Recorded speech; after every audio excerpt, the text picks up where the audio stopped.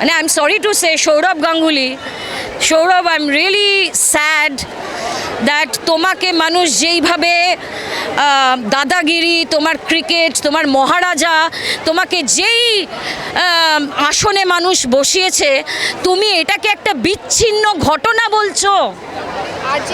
তুমি এটাকে একটা বিচ্ছিন্ন ঘটনা বলছো।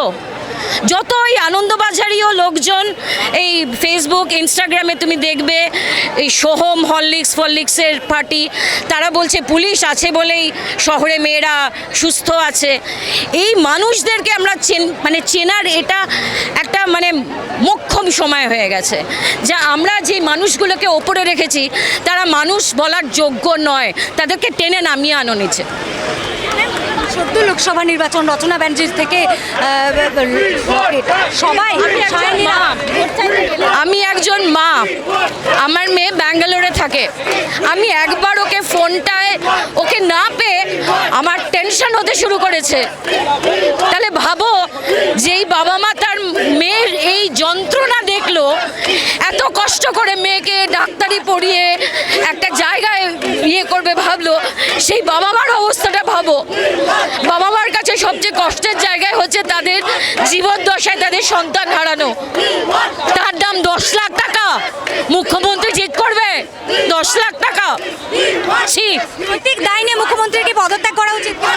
আমি বলছি মুখ্যমন্ত্রী সহ পুরো মিনিস্ট্রির পদত্যাগ করা উচিত। ইউথের ওপর ছেড়ে দিক, ইউথ ডিসাইড করবে যে কাকে দেবে কাকে রাখবে। ইউথ ডিসাইড করবে। এরা এরা এরা কারাপ্টেড, গন্ধ, পচা, দুর্গন্ধ বেরিয়ে গেছে, এদেরকে একদম নামিয়ে ফেলো। এটা শুধু কলকাতায় নয়, এটা সারা পশ্চিমবঙ্গ জুড়ে, সারা ভারতবর্ষ জুড়ে, এবং লন্ডন, অ্যাটলান্টা, USA, পোল্যান্ড, এরকম সমস্ত জায়গায় আজকে এরকম মিছিল বেরিয়েছে। সো আর কিছু বলার নেই। একটা মেয়ে কি অসম্ভব যন্ত্রণার মধ্যে দিয়ে, রেপ ব্যাপারটা না একজন মহিলাই বুঝতে পারে, যে রেপ একজন পুরুষ সেইভাবে বুঝবে না। সুতরাং আমার কিছু বলার নেই। এই আজকের এইটাই সমস্ত কিছু বলে দিচ্ছে। আমি শুধু একটাই অনুরোধ করব মানুষকে, যে এইটা যেন একদিনে একটা হুজুগে না হয়। এই চাপটা যেন কায়েম থাকে পুলিশের ওপর, প্রশাসনের ওপর, যে ধামাচাপা দিয়ে বা স্কেপগোট বানিয়ে কাউকে আসল যারা অপরাধী তাদেরকে লুকিয়ে রাখা, এটা যাবে না, এটা যাবে না।